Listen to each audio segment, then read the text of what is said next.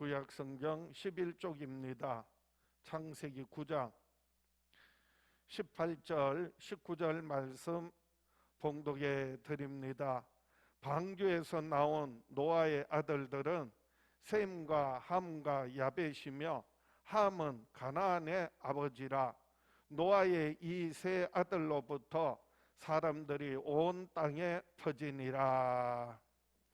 오늘 말씀 중심으로 사람들이 온 땅에 퍼지니라 라는 제목으로 함께 은혜를 나누고자 합니다. 저와 여러분을 통하여 하나님의 나라, 하나님의 뜻이 저와 여러분의 삶 가운데, 가정 가운데 또 이 땅에 이루어지는 큰 은혜가 축복이 있기를 주의 이름으로 축복합니다. 하나님은 노아와 그 아들들을 통하여 새로운 시대와 민족을 시작하셨습니다. 홍수 이후에 방주에서 나온 노아와 그 아들들을 통하여서 하나님께서 홍수 이전의 모든 세상이요 물로 심판을 받고 어마어마한 환경이 바뀐 거예요. 새로운 시대를 노아와 그 아들들을 통하여 하나님께서 시작하셨습니다. 그래서 노아와 그 아들들을 통하여서 여러 나라 민족, 여러 족속들이 온 땅에 퍼져나가게 되었습니다. 그래서 오늘 본문 말씀 창세기 9장 18절, 19절 보겠습니다. 방주에서 나온 노아의 아들들은 셈과 함과 야벳이며 함은 가나안의 아버지라. 노아의 이 세 아들로부터 사람들이 온 땅에 퍼지니라. 노아의 세 아들 셈과 함과 야벳이고요. 이 세 아들로부터 그 후손들로 말미암아서 온 땅에 여러 나라 민족 족속들로 사람들이 퍼져나갔다라고 성경은 말씀하고 있습니다. 그래서 지금 이 땅에 살고 있는 모든 나라 모든 족속들은 따지고 보면 다 누구의 후손들이에요? 사실 노아의 후손들이. 그 이전에 아담의 첫사람 아담과 하와의 자손이라면, 그리고 노아 홍수 이후에 지금까지 모든 인류는요 엄밀한 의미에서는 노아의 후손들이에요. 그러면 한 민족 그리고 한 족속, 한 사람, 동일한 한 종류의 사람이라는 겁니다.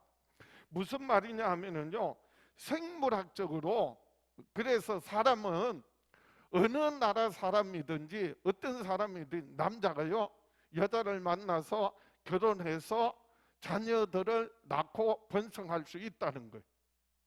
한국 사람이 저 아프리카 사람 여자를 만나서 결혼해서 자녀를 낳을 수도 있어요.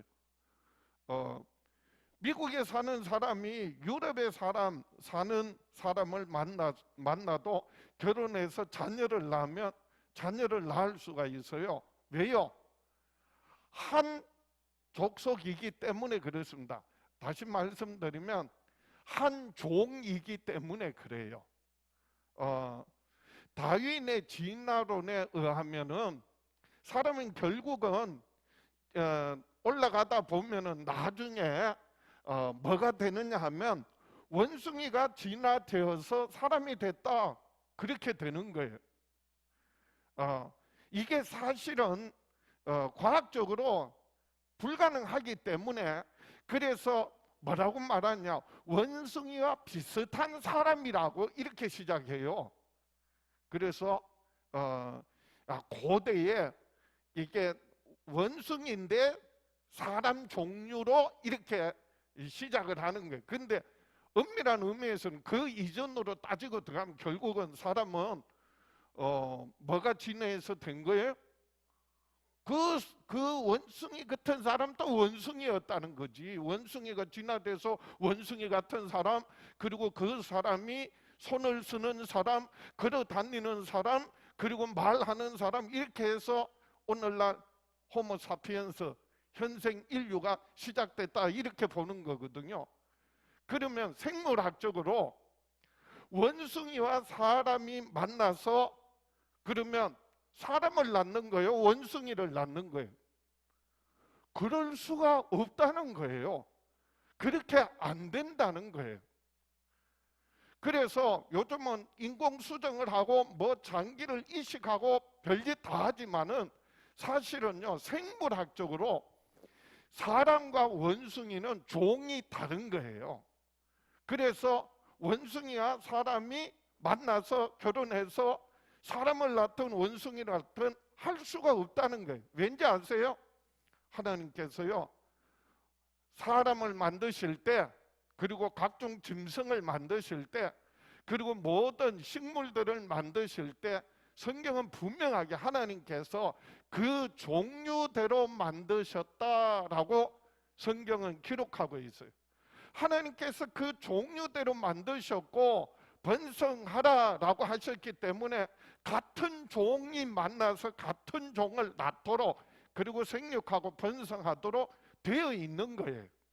그래서 창세기 1장 21절에 보면 하나님이 큰 바다 짐승들과 물에서 번성하여 움직이는 모든 생물을 그 종류대로, 날개 있는 모든 새를 그 종류대로 창조하시니 하나님이 보시기에 좋았더라. 하나님께서 모든 만물들을, 짐승들을, 각종 동물, 식물들을요 다 종류대로 만드셨어요. 그래서 그 종류대로 번성하는 게 식물도 그렇고 그리고 동물도 그렇고요. 제가 학교 다닐 때 굉장히 어려운 질문이에요. 어떤 질문이냐 하면 닭이 먼저냐 알이 먼저냐, 그런 고민해 보셨어요? 그런 말 들어보셨어요? 자, 제가 여러분께 묻겠습니다. 닭이 먼저예요? 알이 먼저예요? 그 대답을 못해. 왜? 진화론으로 말하면 대답이 못해요. 저는 저한테 물어보세요. 그럼 저는 당장 대답할 수 있어요. 뭐라고요? 닭이 먼저냐 알이 먼저냐? 닭이 먼저지. 당연히 닭이 먼저지. 에? 그럼 그 닭은 알에서 나왔는 거 아니냐? 아니, 알이 먼저면 알이 저절로 닭이 되냐고. 알은요, 닭이 품어줘야, 그래야 알이 되는 거야. 닭이 먼저인 이유는 닭은 뭐를 낳아? 알을 낳고 알을 품어서 뭐가 돼? 닭이 될 수 있어. 그러나 닭은, 알은요, 저 혼자서 저절로 닭이 될 수가 없어. 아무리 100년이 가고 1000년이 가고 10,000년이 가도 수억 년이 가도 결국 썩어서 없어지지, 그 닭이 저절로 알이 저절로 닭이 될 수가 없어요. 그럼 그 닭은 알에서 안 나왔느냐? 아니요. 하나님이 지으셨어.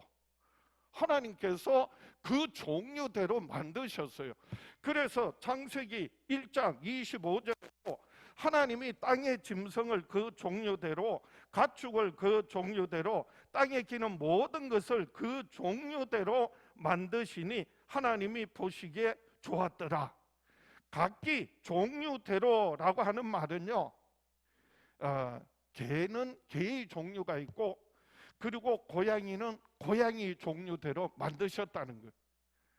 개하고 고양이가 한 집에 산다고 해서, 그래서 새끼를 낳았는데 개인지 고양이인지 잡종인지 그럴 수가 없다는 게, 인공적으로 억지로 만들면은 모를까.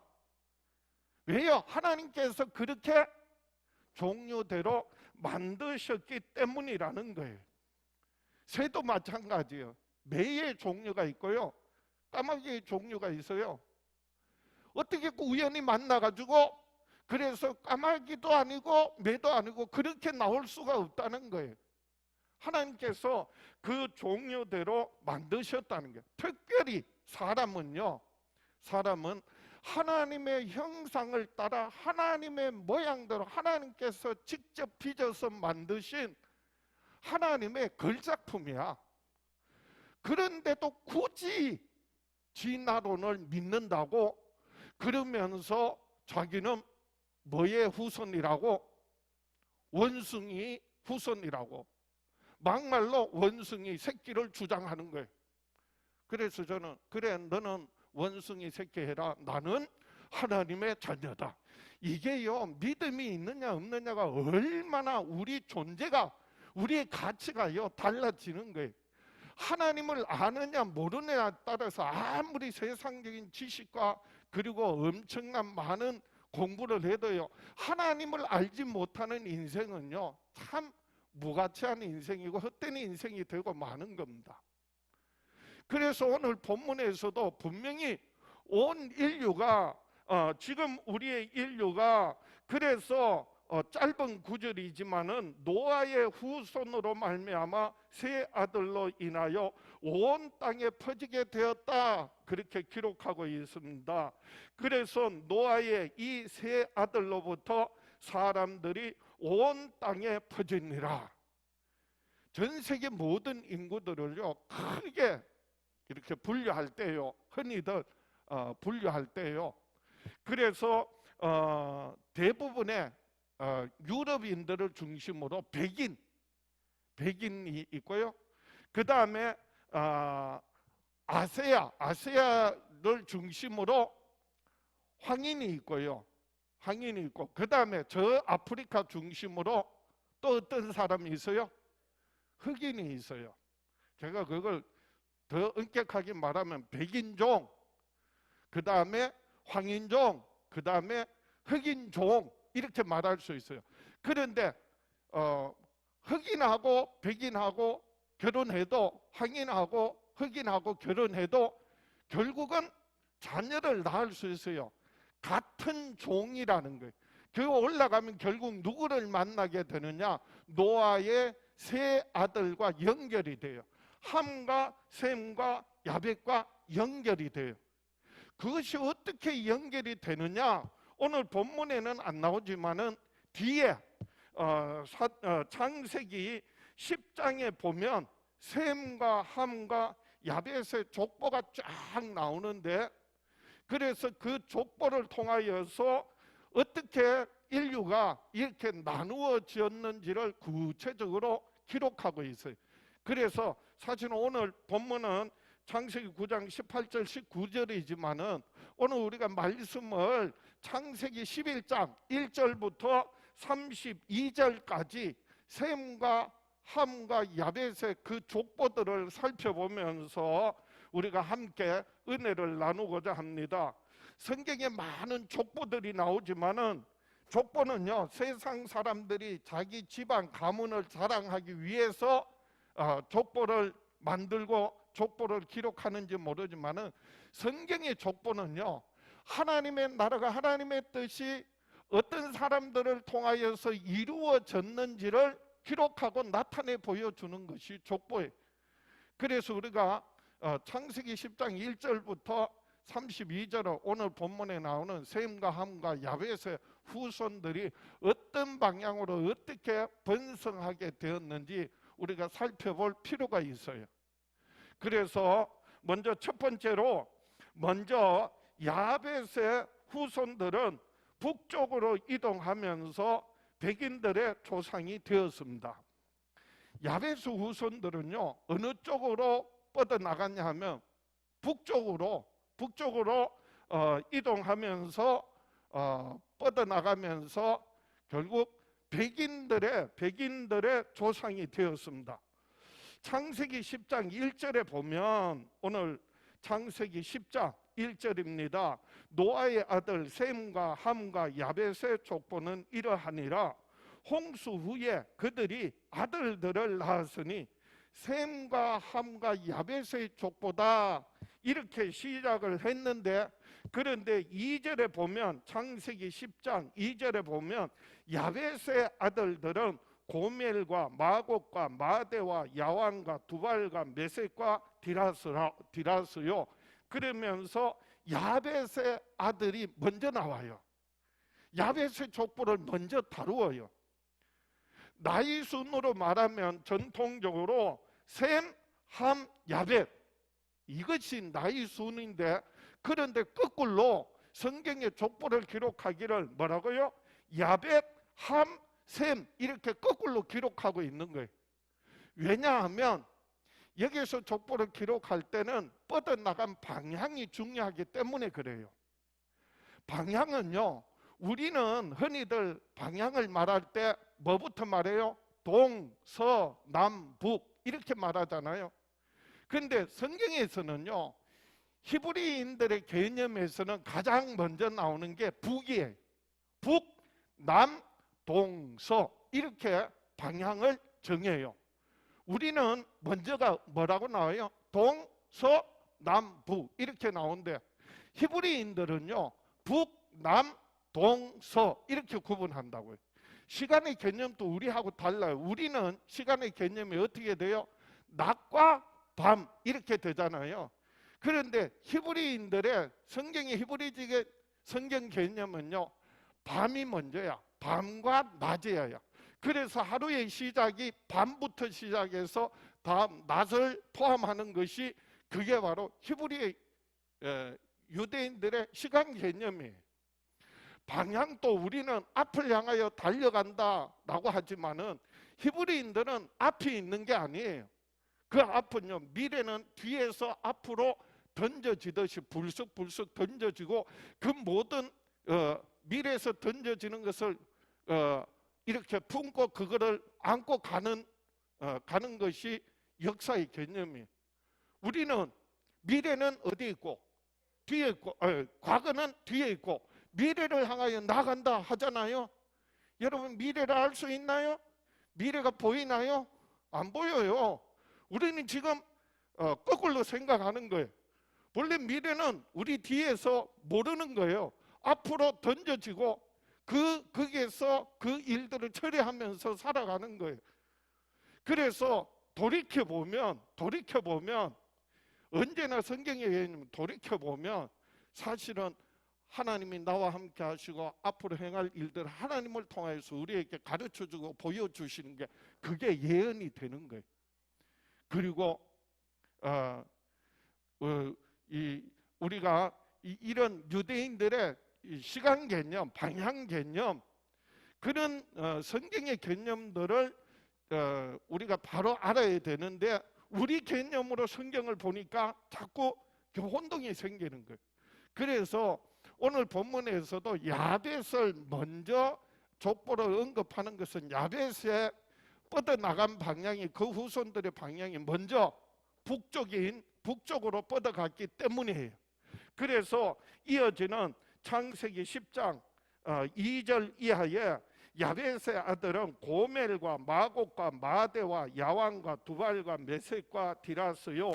3절 고멜의 아들은 아스그나스와 리박과 도갈마요. 4절 야완의 아들은 엘리사와 달시스와 기띔과 도다임이라. 그러면서 그 후손들 이름이 나오는데요. 근데 그 이름이 지명이 됩니다. 결국 그 사람들이 가면서 정착하면서 그 후손들이 살게 되는 곳이 그 지명이 되기도 하는 거예요. 그래서 지명을 찾아봤어요. 그래서 제가 지명을 찾아보니까 고멜, 마곡, 마대, 야완, 두발, 메섹, 디라스, 아스그나스, 리박, 도갈마, 엘리사, 달시스, 기띔, 도다님. 그 결국 이름이 결국 뭐가 된 거예요? 지역이 되고 지명이 됩니다. 우리가 들어보면요, 그게 어디고 그게 누군지 잘 모르겠어. 그래서 제가 조사를 해봤어요. 고멜은 키메르족, 마곡은 아르메니아와 가파도기아에 있는 고세 땅의 사람들이고, 마대는 아시리아 동쪽과 카스피의 서남쪽에 있는 메대족이며, 메대는 바로 오늘날의 쿠르드족의 조상이고요. 야완은 헬라족이며 소아시아와 이오니아족, 두발과 메섹은 본도와 아르메니아 등 터키 지역, 디라스는 펠라스 귀족으로 해변에 정착한 족속으로 주로 터키와 그리스 및 유럽 지역에 퍼져 살았다. 제가 조사해서 말씀드려도 그게 어딘가, 왜냐 안 가봤으니까 누군가 잘 모르겠죠. 사실은요, 이거를 한마디로 말씀드리면 이 야벳의 후손들은 방향을 얘기하는 겁니다. 어느 쪽으로? 북쪽으로 뻗어나가면서 도시를 이루고 나라를 이루고 백성들을 만들면서 그 후손들이 뻗어나갔다라고 하는 겁니다. 그래서 창세기 10장 5절에 보면 이들로부터 여러 나라 백성으로 나뉘어서 각기 언어와 종족과 나라대로 바닷가의 땅에 머물렀더라. 이 바닷가는요, 지중해를 말하는데 지중해 건너편에, 그래서 그 지중해 연안에 섬들을 살다가 점점 그 본토로 올라가서, 그리고 유럽 쪽으로, 지금의 유럽 쪽으로, 북쪽으로 점점 이동하게 된 거예요. 그런데 북쪽으로 이동하면 할수록 기후는요 추워져요. 추워지고 북쪽으로 가면 갈수록 그 환경에 적응하다 보면 사람들이요 다 추우니까 두꺼운 옷을 입고 주로 집에 머무는 생활을 하다 보니까 피부 색깔이요 점점 어떻게 돼요? 우선 가면 갈수록 그래서 하얘지는 거예요. 그래서 제가 이 야벳 족속의 후손들은 북쪽으로 이동하면서, 그래서 그 환경에 따라서 그 백인의 뭐가 되었다, 조상이 되었다라고 말할 수가 있고요. 다음은 함의 후손들인데, 함의 후손들은 남쪽으로 가면서요 흑인들의 조상이 되었습니다. 자, 그래서 유럽 쪽으로, 북쪽으로 올라간 사람들은 조상이 야벳이고 백인종의 조상들이 되었다면, 이제 함의 후손들은 남쪽으로 내려오는데 그게 바로 지금의 중동 지역이고, 더 내려오면 아프리카에. 그래서 이름들이 나오는데 그 이름들이 역시 지명과 연결이 됩니다. 그런데 그 지명들이 대부분 북아프리카 그 지역이라는 것이죠. 그래서 창세기 10장 6절에 보면 함의 아들은 구스와 미스라임과 북과 가나안이요, 구스의 아들은 스바와 하윌라와 삽다와 나아마와 삽드가요, 나아마의 아들은 스바와 드단이며, 구스가 또 니무롯을 낳았으니 그는 세상의 첫 용사라. 그러면서 여기도 그 이름과 함께 지명들이 나오는데, 지명이요 제가 조사해 보니까 구스, 미스라임, 북, 가나안, 스바, 하윌라, 삽다, 라마, 삽드가, 스바, 드단, 니무롯, 루딤, 아나임, 르하빔, 납두힘, 바드루심, 가술루힘, 갑도림, 블레셋, 시돈, 헷, 여부스, 아모리, 기르가스, 히위, 알가, 신, 아르완, 스말, 하마 등인데, 역시 지명하고 이름이 연결이 돼요. 이 지역이요 지금의 중동 지역, 지금의 이스라엘 그 지역을 해서 지금의 이집트, 그리고 에티오피아, 북아프리카 지역을 말합니다. 그래서 함의 후손들은요 남쪽으로 이동하면서, 남쪽으로 가면 갈수록 날이 어떻게 돼요? 더워져요. 뜨거워져요. 햇볕에 그래서 끌려지고 세월이 흐르면서, 그래서 흑인종의 조상들이 되었다는 겁니다. 그런데 창세기 10장에 보면 함이 구스를 낳고, 구스는 니무롯을 낳았다고 했는데, 이 니무롯에 대하여서 특별히 몇 절을 더 할애해서 설명하고 있어요. 창세기 10장 8절에 구스가 또 니무롯을 낳았으니 그는 세상의 첫 용사라. 그가 여호와 앞에서 용감한 사냥꾼이 되었으므로 속담에 이르기를 아문은 여호와 앞에 니무롯같이 용감한 사냥꾼이로다 하더라. 그의 나라는 시날 땅의 바벨과 에렉과 악각과 갈레에서 시작되었으며, 그가 그 땅에서 아수르로 나아가 니느웨와 르호보딜과 갈라와 및 느네와와 니느웨와 갈라 사이에 네센을 건설하였으니 이는 큰 성읍이라. 그러면서 니무롯을 중심으로 큰 성읍들을 이루게 되었다는 것을 묘사하고 있는데요. 이 니무롯은 세상의 첫 용사라고 했어요. 그 말의 의미는요, 고대에 아주 영웅이었다, 아주 강력한 힘을 가지고 영웅이었다, 그런 의미고요. 그런데 여호와의 앞에서 용감한 사냥꾼이라고 그렇게 묘사하고 있습니다. 근데 사실 이 니무롯이라고 하는 그 이름의 뜻을 보면은요, 어떤 의미냐면 하나님께 반역했다, 그런 뜻이에요. 니무롯이 하나님 앞에 큰 용사라, 그 말은요, 무슨 사냥꾼이라, 용감한 사냥꾼이라라고 했는데, 하나님 앞에서 니무롯이 뭐 했다고요?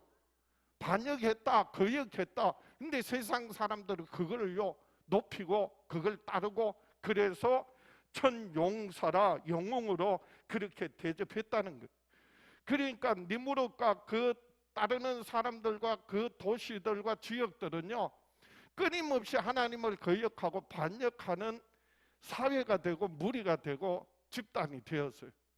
이것이 무엇과 연결되느냐 하면 창세기 11장에 가면 하나님을 거역하고 그리고 교만하여서 쌓았던 탑, 그래서 바벨탑이 나오는데 이 바벨탑과 연결이 돼요.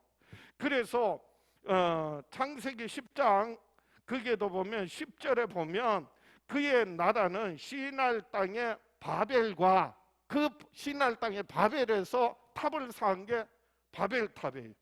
이 바벨탑은요 무엇의 상징이라고요? 교만의 상징이에요. 우리가 탑을 쌓아서 하나님께 이르자, 하나님처럼 되자 라고 하는 교만의 상징이에요. 그런데 바벨탑이 또 다른 의미가 있어요. 뭔지 아세요? 그것은요 불신이에요. 하나님을 믿지 않겠다는 거예요. 어떤 불신요? 또 하나님께서 물로 심판하실지 모르니까 우리가 높은 탑을 쌓아서 아무리 비가 많이 오고 홍수가 나도 우리가 그 심판을 면하자, 그래서 탑을 쌓은 거예요.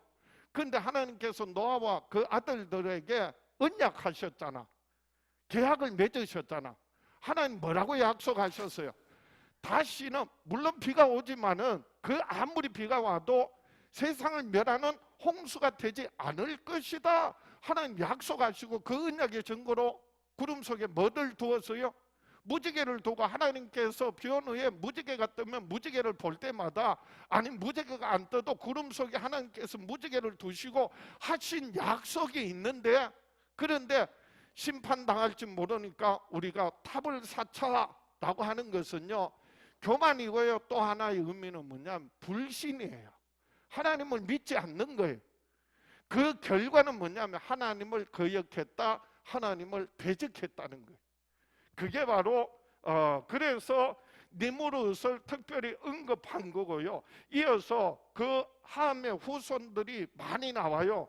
그래서 창세기 10장 13절에 미스라임은 누딘과 아나민과 누하빔과 납두힘과 바두루심과 가술루임과 갑도림을 낳았더라. 가술루임에서 블레셋이 나왔더라. 15절에 가나안은 장자 시돈과 헷을 낳고 또 여부스 족속과 아모리 족속과 기르가스 족속과 히위 족속과 알가 족속과 신 족속과 아르와 족속과 스말 족속과 하마 족속을 낳았더니 그 후로 가나안 자손의 족속이 흩어져 나아갔더라. 근데 이 가나안의 족속들은요 후에 지금 팔레스타인 중동 지역에, 지금 이스라엘이 있는 지역에 7족속으로 그 지역을 차지하고 있었던 겁니다. 남쪽으로 내려가다가 가장 가까이에 그게 차지하고 있었던 겁니다. 그래서 창세기 10장 19절에 가나안의 경계는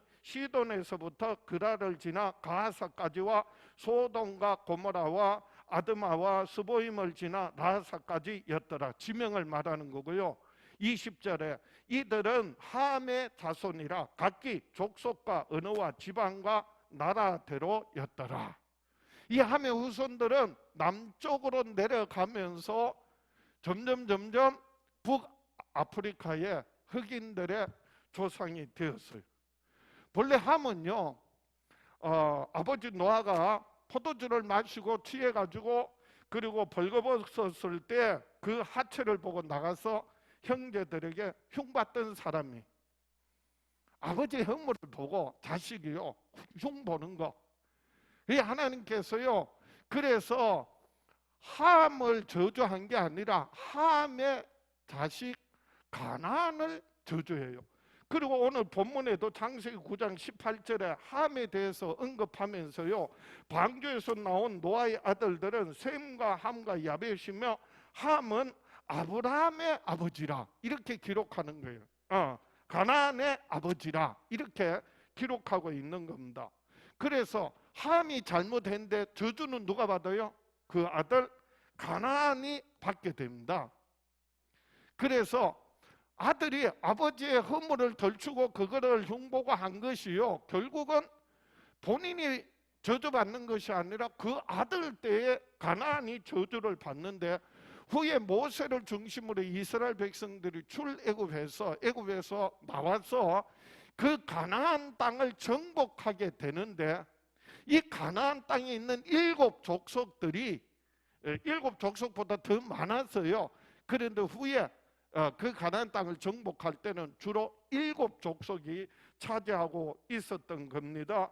그래서 그 7족속이 바로 가나안의 후손이고요, 그리고 함의 후손들이에요. 그래서 그 저주가 이제 이스라엘 후손들로 인하여서, 이스라엘 백성들로 인하여서 출애굽한 이스라엘 자손들이 그 땅을 정복하게 되고 그 땅의 7족속들을 멸하라 라고 한 거예요. 그 저주의 결과였던 거죠. 그래서 이 함의 족보를 보면 남쪽으로 퍼져가면서, 그래서 흑인들의 조상이 되었다라고 하는 것을 우리가 알게 되고요. 세 번째로 마지막 셈의 후손입니다. 셈의 후손들은 동쪽으로 이동하면서 황인들의 오늘날 아시아 쪽으로, 그래서 동쪽으로 이동하면서 황인 종들의 조상이 되었습니다. 그래서 창세기 10장 21절입니다. 21절에서 30절 그냥 제가 봉독해 드리겠습니다.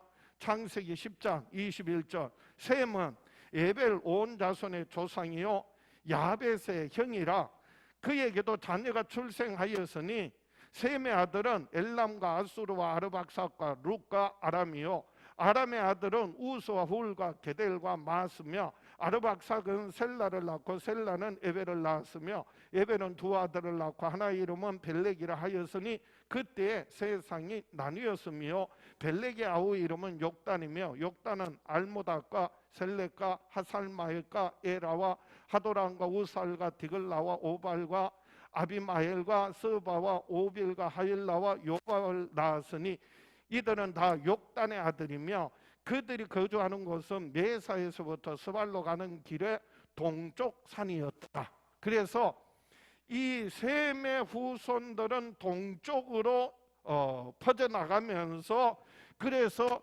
결국은 황인들의 조상이 되었어요.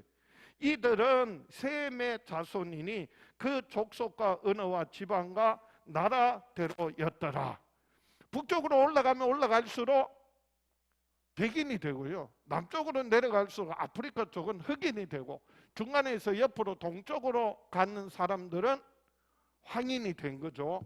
자, 그래서 이 셈의 후손들 명단이 쭉 나오는데 역시 가는 곳마다 머물러서 도시를 이루고 그리고 이동하면서 그것이 이름이 또 도시가 됩니다. 그래서 성경에 많은 이름과 동일한 도시들이 쭉 나오는데 아까 이름 불렀던 게 다 그게 도시라고 생각을 하시면 돼요.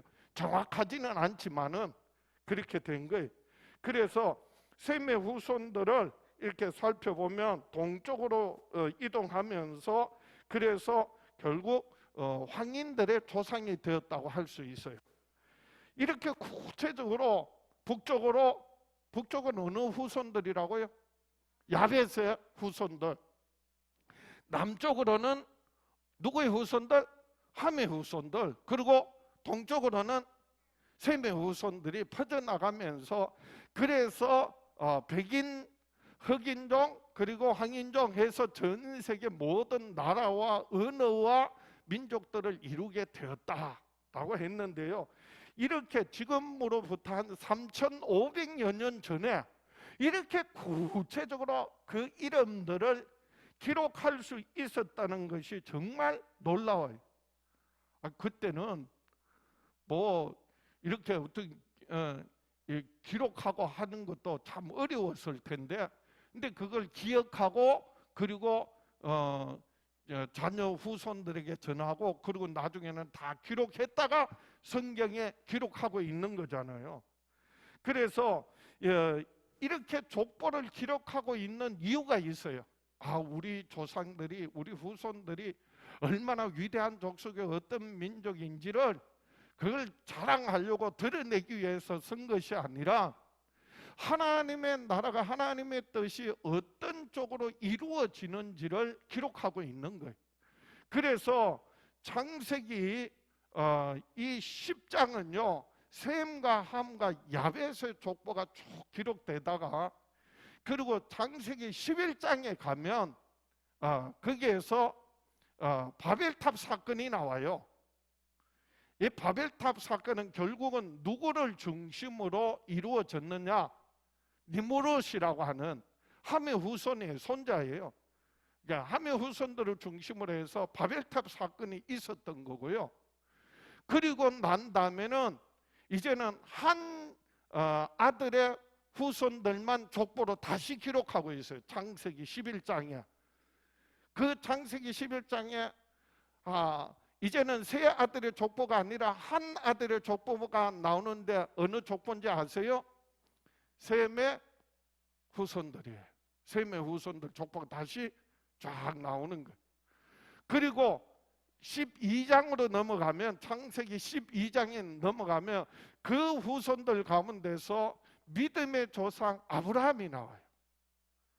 그렇게 해서 이렇게 구체적으로 족보를 기록하고 있는 이유는 결국은 그 다음 장에 나오는 그 바벨탑 사건과 그리고 12장에 나오는 아브라함의 부르신 믿음의 조상 아브라함을 등장시키기 위해서 이와 같이 족보를 쭉 기록하고 있는 거예요. 그리고 아브라함을 통하여서 하나님께서 이스라엘 민족을, 큰 민족을 이루게 하시고, 이스라엘 민족을 통하여서 하나님께서 이제 모세와 그리고 다윗과 그리고 다윗의 후손으로서 누구요? 예수 그리스도 오시는 하나님의 뜻과 하나님의 계획들을, 그래서 구약 전체를 통하여 족보마다 그렇게 하나님의 뜻과 계획들을 나타내 보여주고 있는 것입니다.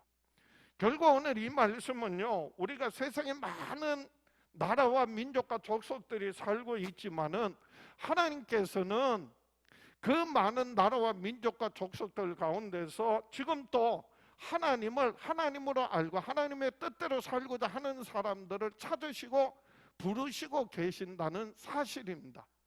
그래서 오늘 말씀 정리합니다. 우리는, 저와 여러분들은 이 시대 정말 하나님의 자녀로서 천국의 소망을 가지고 새로운 삶을 살아가는 저와 여러분 될 수 있기를 축원합니다. 우리가 정말 하나님 뜻을 깨닫고 하나님의 보내신 예수 그리스도를 믿음으로 제사함받고 성령으로 거듭나서 하나님의 자녀가 되어서 이제는 저와 여러분들을 통하여, 가정을 통하여, 후손들을 통하여서 하나님의 나라, 하나님의 뜻을 이루는 새로운 시대, 그리고 하나님의 나라를 경험하며 누리며 살아가야 한다라고 하는 겁니다. 그래서 오늘 말씀의 결론은요, 야벳 자손에 대한 결론입니다. 창세기 10장 5절에 이들로부터 여러 나라 백성으로 나뉘어서 각기 언어와 족속과 나라대로 바닷가의 땅에 머물렀더라. 북쪽으로 이동하면서 백인들의 조상이 되었고요. 그 다음에 함의 자손에 대한 결론입니다. 창세기 10장 20절에 그들은 함의 자손이라 각기 족속과 언어와 지방과 나라대로 남쪽으로 퍼져나가면서 흑인종의 조상이 되었다면, 그리고 마지막 셈의 자손들에 대한 결론이에요. 셈의 족보가 나오고, 그리고 31절에 그 결론이 창세기 10장 31절에 그들은 셈의 자손이니 그 족속과 언어와 지방과 나라대로였더라. 결국은 동쪽으로 퍼져나가면서 황인종의 조상이 되었다. 그리고 마지막 결론이, 이걸 다 한마디로 결론이 창세기 10장의 마지막이 32절입니다. 보겠습니다. 창세기 10장 32절에 이들은 그 백성들의 족보에 따르면 노아 자손의 족속들이요 홍수 후에 이들에게서 그 땅의 백성들이 나누었더라. 그 족보들이 다 결국은 결론이 뭐예요? 그 백성들의 족보에 따르면 누구 후손이라고요? 노아 자손의 족속들이요 홍수 후에 이들에게서 그 땅의 백성들이 나누어졌다. 지금 제가 창세기 6장, 7장, 8장, 9장을 중심으로 해서 구원의 방주 프로젝트라고 하는 큰 주제를 가지고 지금 수요일마다 지금 25번째 시간을 지금 말씀을 나누고 있는데요. 창세기 6장, 7장, 8장, 9장을 통하여서 노아가 하나님 뜻을 받들어 방주를 만들고 그렇게 해서 그 후손들이 하나님이 세상을 심판하시고 그리고 이제 새로운 후손들이 퍼져나가는 그와 같은 내용으로 이제 마무리하면서 창세기 11장에 가면 10장에 이렇게 그 세 후손들이 각 방향으로 허튼할 구체적으로 족보를 기록한 거예요. 그리고 11장에 가면 무슨 사건이 나온다고요? 바벨탑 사건이 나와요. 바벨탑 사건은요 여러분 기억하세요. 교만이고요, 하나님처럼 되겠다는 교만이고요, 그리고 그 속에는요 더 큰 하나님을 향한 뭐가 있다고요? 말씀을 믿지 않는 불신이 있는 거예요. 불신이 있는 거고요. 그리고 그것이 결국 하나님을 뭐 하는 거예요? 거역하는 거예요. 대적하는 거예요. 반역하는 거예요. 이것은요 지금 우리가 살고 있는 세상도 마찬가지. 여전히 온 세상이요 끊임없이 하나님을 뭐 하는 거예요? 자기가 하나님이 되겠다는 거예요. 자기가 신이야. 그게 교만이고요. 하나님 없이 살겠다는 게 교만이고요. 그리고 하나님 뜻대로 살지 않고 자기 뜻대로 사는 게 자기 방법대로 사는 거예요. 자기 욕심대로 사는 거예요. 그리고 하나님 말씀을 믿지 않는 거예요. 약속을 믿지 않는 거예요. 그게 불신이고요. 그것은요 하나님을 뭐 하는 거다? 거역하는 거다. 대적하는 거다. 그것이 바벨탑 사건이고, 그리고 그것이요 오늘날 세상을 말하는 거예요. 세상을 상징하는 거예요. 그런데 12장에 가면 셈의 후손들 가운데서 아브라함이 나와요.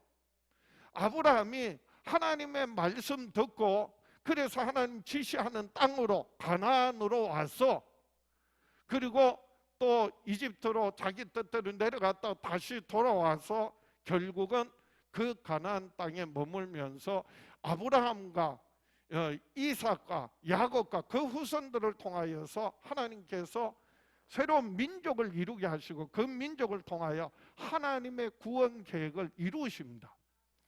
아브라함의 특징은 뭔지 아십니까? 하나님의 말씀 듣고 그리고 겸손하게 하나님의 말씀에 뭐 했다는 거예요? 순종했다는 것입니다. 그게 믿음이에요. 그래서 오늘 이 말씀의 의미는요, 오늘 우리에게 하나님께서 너희들이 여전히 세상에 속하여서 그리고 세상 따라서 하나님을 거역하며 교만하고 그리고 하나님을 대적하면서 불신앙의 삶을 살 것이냐, 그 다음에 나오는 아브라함과 같이 하나님의 말씀에 귀 기울이고 겸손하게 하나님 없이는 살 수 없습니다. 그래서 하나님의 뜻대로 하나님의 인도하심을 따라 살 것이냐, 라고 하는 거예요. 바벨탑은요, 높고 화려하고 그래서 사람들로부터 인정받고 그리고 영웅이라고 칭송받을지 모르지만은 결국은 세상에 속한 모든 것들은요, 허물어진다는 거예요. 결국 멸망이라는 거예요. 아브라함의 믿음의 삶은요, 하나님의 말씀 따라 그 뜻대로 사는 것이 힘들지만은, 어렵지만은, 많은 고난이 있고 핍박이 있지만은, 그러나 끝까지 하나님 말씀 붙들고 순종하면, 그래서 아브라함이 믿음의 조상이 되고 축복의 통로가 되고 그 후손들을 통하여서 하나님의 아들 예수 그리스도 오셔서 그래서 온 인류를 구원하고 믿는 우리라 하여금 하나님 나라를 소유하고 누리게 하셨던 것 같이, 지금 우리의 삶이 어렵고 힘들고 괴롭고 답답하고 그리고 끊임없이 공격당하지만은 그 가운데서도 아브라함과 같이 믿음을 가지고 하나님 말씀 붙들고 묵묵히 끝까지 순종하면 하나님의 선하고 아름다운 뜻과 계획들이 저와 여러분들을 통하여, 자녀 손들을 통하여, 그리고 우리 시온성교회를 통하여 반드시 이루어지게 될 줄 믿습니다. 저와 여러분 평생에 사는 날 동안 예수 그리스도 안에서 하나님의 자녀로서 하나님 나라 천국을 소망하며 살아가는 저와 여러분 될 수 있기를 주의 이름으로 축복합니다. 가슴에 손을 얹고 다 같이 한번 믿음으로 결단합니다. 다 같이 나는 평생에 예수님 믿음으로 순종함으로 하나님의 자녀로서 천국을 소망하며 살아가리라. 주여 역사하여 주시옵소서. 응답하여 주시옵소서. 축복하여 주시옵소서. 우리 주여 외쳐보라고 합심해서 기도합니다. 주여